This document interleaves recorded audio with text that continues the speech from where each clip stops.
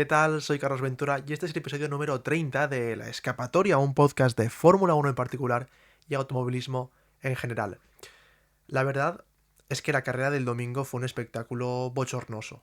Ya sabíamos que este nuevo reglamento nos iba a traer otro tipo de carreras, carreras de gestión y de menos cuerpo a cuerpo, pero lo que vimos en Australia está muy lejos de lo que solíamos llamar Fórmula 1.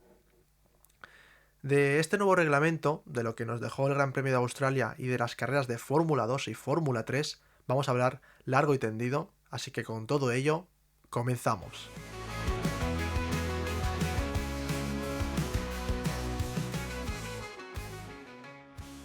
Te puede gustar más o menos el hecho de la electrificación de los motores, ¿no? El 50% combustión, 50% eléctricos, pero para mí esta Fórmula 1 es peor que la del pasado por el hecho de que no hay ni una sola pelea real, ni un rueda a rueda, ni un solo cuerpo a cuerpo que en el fondo valga la pena.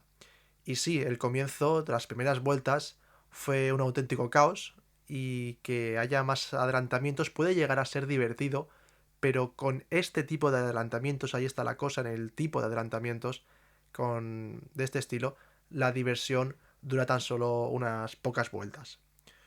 Y puedo entender que haya gente que haya visto menos carreras o que simplemente le haya gustado la carrera de este pasado domingo. Puedo llegar a entenderlo.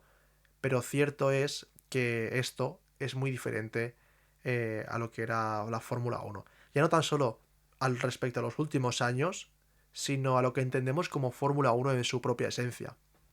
Y siento ser tan duro, pero para mí, al menos por ahora, hoy por hoy, con este reglamento sin modificar, no se me hace agradable ver cómo se adelantan los coches, porque simplemente se quedan sin suficiente energía a mitad de recta como para defender el coche que viene de atrás mucho más rápido. Y daba la sensación de que los pilotos en estos primeros compases de carrera o en general ante todo el Gran Premio estaban igual de perdidos, igual de confundidos que nosotros. Porque sí, vimos caos y adelantamientos por doquier. Hasta 135 se pone a alardear la Fórmula 1 en Instagram. Y eso en cierto punto parecía que iba a ser entretenido. Pero no, porque esta forma de correr y este tipo de adelantamientos son completamente artificiales, donde el mérito lo tiene más el ingeniero que ha programado el mapa de energía que el propio piloto, que simplemente se dedica a pulsar un botón con el que adelantar.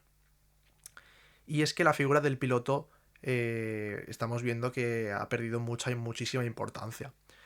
Ya en los últimos reglamentos lo había hecho en carrera, donde era casi más una persona que se dedica a gestionar eh, la unidad de potencia, pero es que además ahora también pierde importancia donde la marcaban que era en clasificación, porque es el reparto de energía y su gestión la que va a marcar la diferencia también ahora a una vuelta. Y ya, por supuesto, lo de hacer Lift and Coast y el super clipping que aparece en Quali lo dejamos para otro momento, pero es una auténtica vergüenza que un coche de Fórmula 1 no sea capaz de ir al máximo ni siquiera a una vuelta.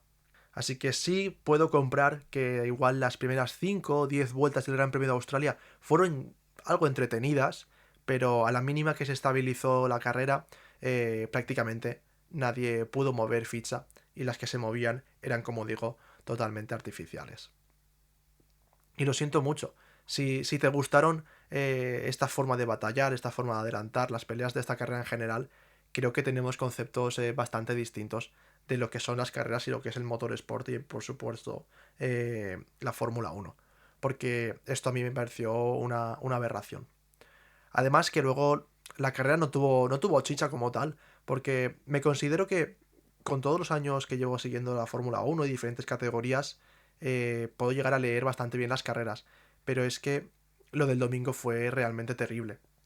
Porque también me fijé que la gente por redes sociales estaba igual, estábamos todos igual de perdidos, porque también la realización tampoco explicaba nada y ni siquiera ayudó. Y con toda la electrónica y la gestión de precisamente de la unidad de potencia, toda esa otra gestión que tal vez era más divertida, la de los neumáticos, las estrategias, todo eso pasó a un segundo plano, pero muy, muy segundo plano, algo que es una auténtica pena porque era algo que siempre tiene que dar vidilla a las carreras, ¿no? Y la conclusión es que desde el público nadie sabe quién tiene más energía, nadie sabe cuándo o cómo la están utilizando, lo que es una auténtica pena porque te estás perdiendo mucha información que tendría que ser muy valiosa para leer precisamente las carreras. De esta forma es muy complicado saber qué está pasando y eso no ayuda, por supuesto, a la sensación de artificialidad que da este nuevo reglamento. Así que sin duda esto es una asignatura pendiente de la Fórmula 1 de cara al aficionado, aunque bueno, pensándolo bien, ojalá ese fuese solo el origen de todos los males que tiene actualmente esta categoría. Y estoy muy de acuerdo con que es pronto para juzgar un reglamento. Sí, tan solo hemos tenido una carrera, pero es que esto me sorprendería que mejorara de aquí a unas semanas, a unos meses o incluso a unas temporadas con este reglamento si es que no le meten mano y cambian varias reglas que de por sí ya están mal ideadas. Y con todo esto de tanta electrificación me recuerda a cuando había un pequeño dilema sobre la introducción sobre el DRS, porque en el fondo también es un concepto que adultera y que desnaturaliza las carreras, porque en el fondo estás pulsando un botón para conseguir adelantar. Eh, pero yo creo que esto es bastante distinto, porque el DRS, al fin y al cabo, sí que consiguió su propósito sin ser algo tan radical, sino que fue algo más gradual desde su entrada en el año 2011 ya. Sí sé que es cierto que, por ejemplo, con los últimos años, los últimos reglamentos donde los alerones traseros eran tan grandes y los coches tan anchos, era algo ya exagerado, porque, por ejemplo, íbamos a circuitos como Spa, íbamos a circuitos como China, donde prácticamente pulsabas el botón y sabías que si estabas a menos de 7 o 8 décimas del coche de delante, ibas a acabar adelantándolo. Y lo que sí que no voy a comprar es el argumento de que más adelantamientos es sinónimo a mejor carrera, porque ni de coña. Como decía, en Australia vimos 135 adelantamientos, algo de lo que fardaba la Fórmula 1 tanto en Instagram como en Twitter, en general en todas sus redes sociales, que en el fondo es lo que buscan. Pero de estos adelantamientos, ¿cuántos fueron mérito de verdad de un piloto y no directamente pulsando un botón? O voy más allá, ¿de cuál de ellos te acuerdas ahora mismo? ¿O vas a recordar en un par de semanas? Ya te lo digo yo, es que ninguno, porque todos fueron pulsando un botón y pasando en la mitad de recta, ni siquiera vimos ninguna apurada de frenada. Y al igual que nadie recordará ningún adelantamiento, tampoco nadie recordará lo que fue el Gran Premio de Australia de 2026, más allá del comienzo de una nueva era. Y punto y pelota. ¿Y qué se puede hacer con todo esto? Yo creo que la FIA debería actuar. Obviamente no lo va a hacer a corto plazo, pero conforme pasen las carreras, el espectáculo no creo que vaya a mejorar a lo que vimos en Australia y sobre todo cuando bajen las audiencias, ahí ya sí, seguro que actuarán de alguna forma. Lo más sencillo sería que la FIA decidiera cambiar los parámetros de energía, hacer los coches más lentos, pero evitar que haya que ahorrar en clasificación o que directamente el motor eléctrico no pueda dar apoyo a partir de mitad de recta, algo que es ridículo, que un motor de repente se corte y como estamos viendo el super clipping estos últimos días de 60 a 50 km por hora en cuestión de 200 metros. Si todo esto se regula y el boost para adelantar no es tan desmesurado o no tan desmedido como lo es ahora, donde parece una seta del Mario Kart, yo creo que estaremos ante una situación de carreras y una situación de competición algo más aceptable y sobre todo algo más agradable, tanto como para los pilotos, donde te volverían a tener relevancia, como para el público, donde volvería a haber carreras de coches de verdad. Yo creo que esto sería un acierto, cambiarlo, aunque implicase, por supuesto, admitir un error de optimismo con las normas, porque es lo que ha ido ocurriendo. Yo creo que también sería esta la única solución o solución barra parche viable ahora mismo, porque estas regulaciones de por sí ya son un parche sobre otro parche que se ha ido haciendo una bola de nieve y ha acabado con este reglamento que no hay ni por dónde cogerlo. Porque la cosa está en que es imposible cambiar las baterías a corto plazo o reajustar ciertos parámetros, porque porque no da la tecnología, ya se está viendo que la batería no da como para gastarlo ni siquiera en una sola vuelta, pero lo que sí que está en la mano de la FIA es el poder regularlas y limitarlas. Y en este momento, con tan solo una carrera vista, lo que deseo de este reglamento es que acabe simplificándose lo máximo posible, porque es demasiado complejo hasta para los mejores ingenieros del mundo, y lo de ahora no lo están disfrutando ni ingenieros, ni equipos, ni pilotos, ni por supuesto los propios aficionados, que deberían de ser lo más importante para la Fórmula 1.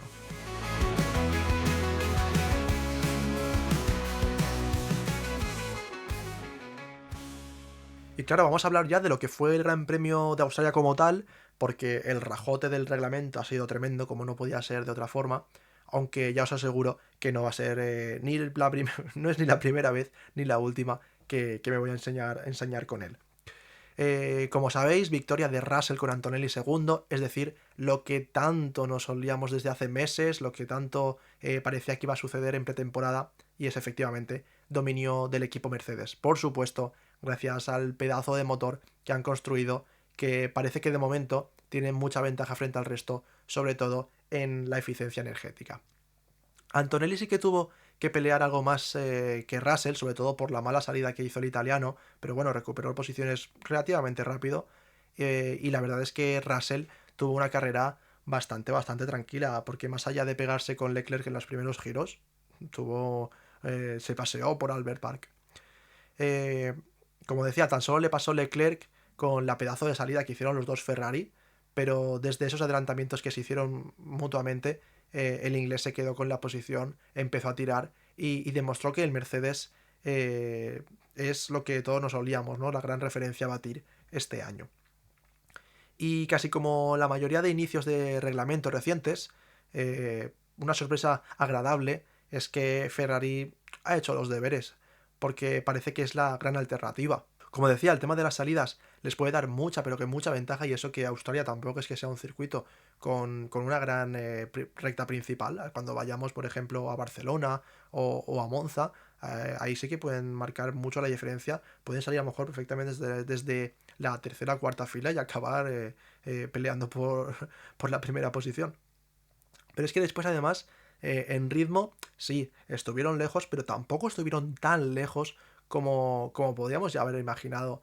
Porque yo personalmente me imaginaba a una Mercedes que se iba a pasear apoyando el codo en la ventanilla, y por lo menos Ferrari intentó plantar cara. Aunque eso sí, marca de la casa, fue salir un Virtual Safety Car y ya se pusieron nerviosos de cara a la estrategia y la pifiaron al no entrar en boxes, por lo menos con un piloto, porque es algo que Mercedes se aprovechó y realizó prácticamente una parada gratis con los dos pilotos.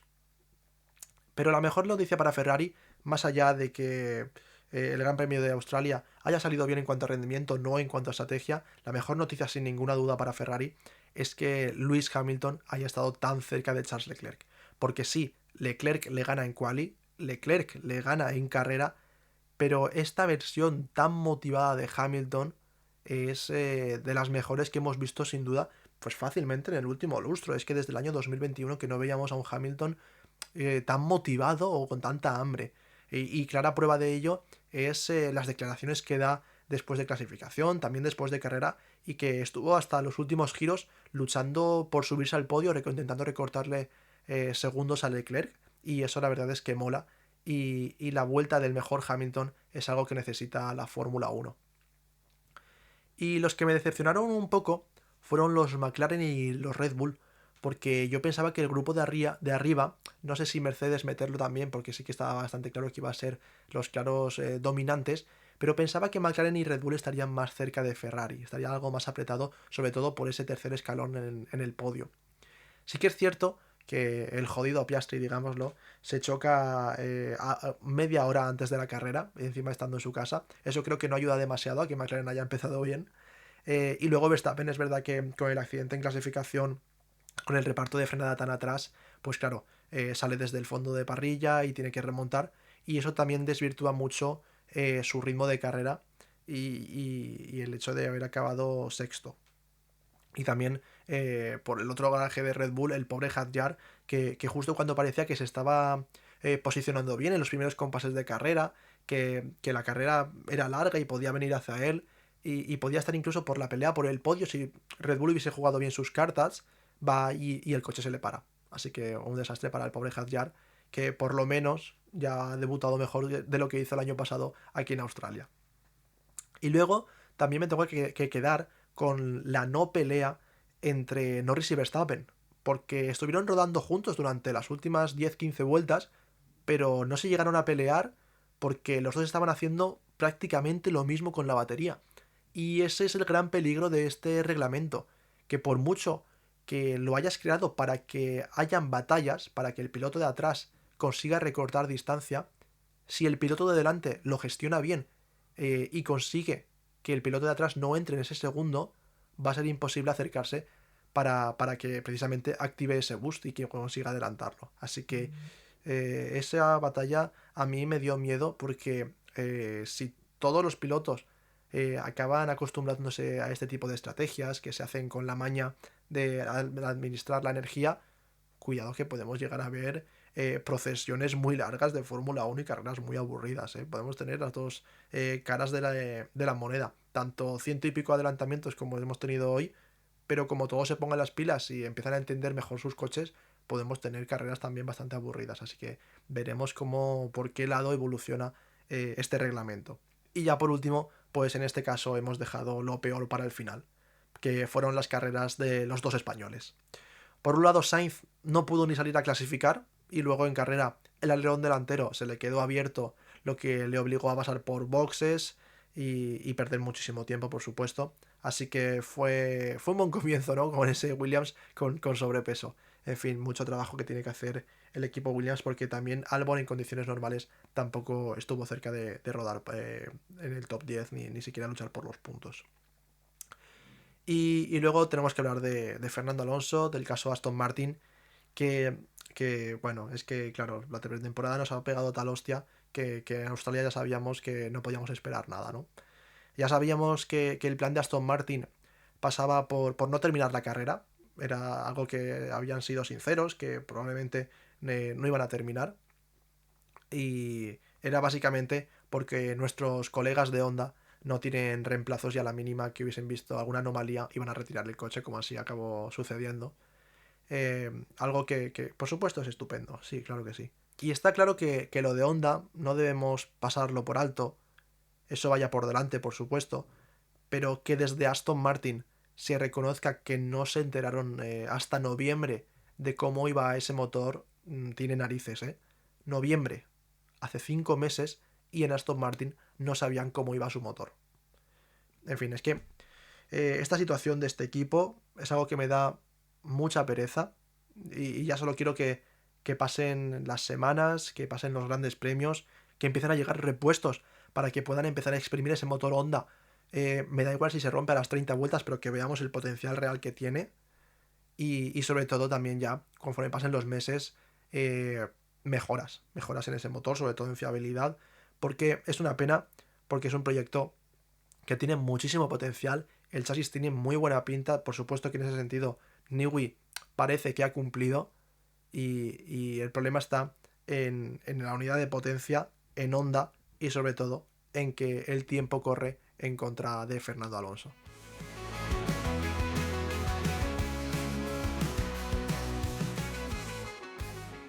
Y terminamos como siempre hablando del resto de categorías, porque en Australia, aparte del bochornoso show de Fórmula 1, tuvimos carreras de verdad con la Fórmula 2 y la Fórmula 3.